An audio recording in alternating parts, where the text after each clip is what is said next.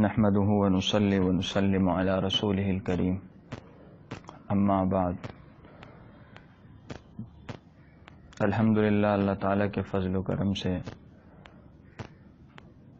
ماہ مبارک میں روزے رکھنے کی ہم سب کو توفیق حاصل ہو رہی ہے۔ اللہ تعالیٰ نے جتنی عبادات مقرر فرمائی اور جتنے اعمال رکھے ہیں ان کی ایک ظاہری شکل ہے اور ایک ان کی حقیقت اور روح ہے۔ جس طرح انسان کا ایک جسم ہوتا ہے اور ایک وہ روح ہے جو اس کے اندر ہوتی ہے، اور روح کے بغیر وہ جسم ایک مردہ لاشا ہے جس کو جلد از جلد گڑھے میں دبانے کی ہر آدمی کوشش کرتا ہے۔ اسی طرح اعمال کی جو ایک ظاہری شکل ہے اس کے اندر ان کی ایک حقیقت اور روح بھی ہے جو اللہ تعالیٰ کے ہاں بڑی اہمیت رکھتی ہے۔ روزے کی ایک ظاہری صورت ہے کہ صبح سے شام تک بھوکے پیاسے رہے، نفسانی خواہشات سے بچ گئے، لیکن اس کی ایک حقیقت ہے، وہ یہ ہے کہ اس روزے کے نتیجے میں آدمی اپنے اندر صبر اور نفس کو قابو میں کرنے کا ایک ایسا ملکہ اور ایک ایسی عادت پیدا کر لے کہ اس کے لیے پھر سال بھر اللہ تعالیٰ کی فرما برداری پر جمنا اور اللہ تعالیٰ کی نافرمانی سے بچنا آسان ہو جائے۔ حدیث پاک میں اس کو صبر کا مہینہ قرار دیا گیا ہے، جس میں یہ اشارہ ہے کہ اس مہینے میں روزے کے ذریعے سے اپنے نفس کی خواہشات پر اور نفسانی تقاضوں اور جذبات پر قابو پانے کی ہمیں مشق کرائی جا رہی ہے۔ اس کو اس طرح سوچا جا سکتا ہے کہ جب ہم اللہ تعالیٰ کے ارشاد پر اور اس کے فرمان کی تعمیل میں صبح سے شام تک کھانے پینے کو روک لیتے ہیں، بھوک اور پیاس برداشت کرتے ہیں، تو ہمیں چاہیے کہ اسی طرح ساری زندگی اللہ تعالیٰ کے حکم کی تعمیل میں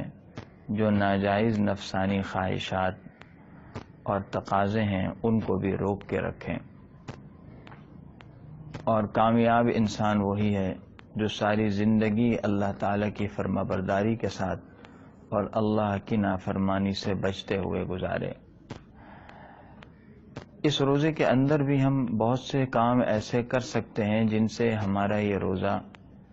مفید اور مضبوط ہو سکتا ہے۔ لہذا ہمیں چاہیے کہ اس بات کی ہر وقت کوشش کرتے رہیں کہ ہمارا یہ روزہ حقیقی معنوں میں روزہ بنے، اور اس کی بنیادی اصل یہ ہے کہ ہم اپنے آپ کو ہر گناہ سے بچائیں، بالخصوص اپنی نگاہوں پر اور اپنی زبان پر قابو میں رکھا جائے۔ حدیث پاک میں آتا ہے کہ جو آدمی روزے میں بھی جھوٹ بولنا اور برے کام کرنا نہ چھوڑے تو اللہ تعالیٰ کو اس کی کوئی ضرورت نہیں کہ وہ اپنا کھانا پینا چھوڑ دے۔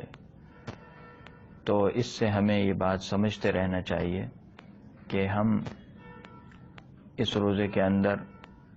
حتی الامکان ہر گناہ سے اپنے آپ کو بچائیں۔ زبان کا جو غلط استعمال ہو جاتا ہے، یہ نگاہوں کا غلط استعمال ہوتا ہے،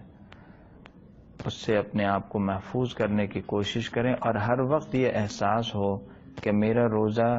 اس قسم کے کسی برے کام سے خراب نہ ہو جائے۔ اگر اس احساس اور فکر کے ساتھ روزہ گزارا تو اللہ تعالیٰ سے امید ہے کہ اللہ تعالیٰ اپنی بارگاہ میں اس روزے کو قبول فرمائیں گے۔ آج کل سوشل میڈیا کا استعمال بہت زیادہ ہے،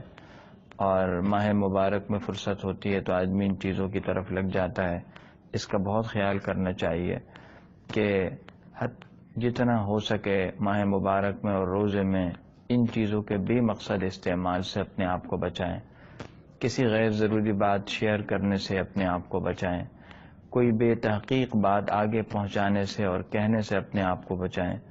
ایسی تصاویر اور ویڈیوز شیئر کرنے سے بچائیں جن میں نامحرم کی تصویریں ہوں، بلکہ کوشش یہ کی جائے کہ تصاویر والی ویڈیوز کو آگے شیئر ہی نہ کریں، اور جتنا ہو سکے اپنے آپ کو اعمال صالحہ میں، نیک اعمال میں لگائیں اور اس میں یکسو ہوں، اور ان چیزوں کا سوشل میڈیا اور موبائل وغیرہ کا جتنا کم سے کم استعمال ہو تو انشاءاللہ ہمارے روزے کی حفاظت بھی رہے گی اور اس کی کوشش ہر وقت ہو کہ صرف یہ روزہ نام کا نہ ہو، بلکہ ہمارا یہ روزہ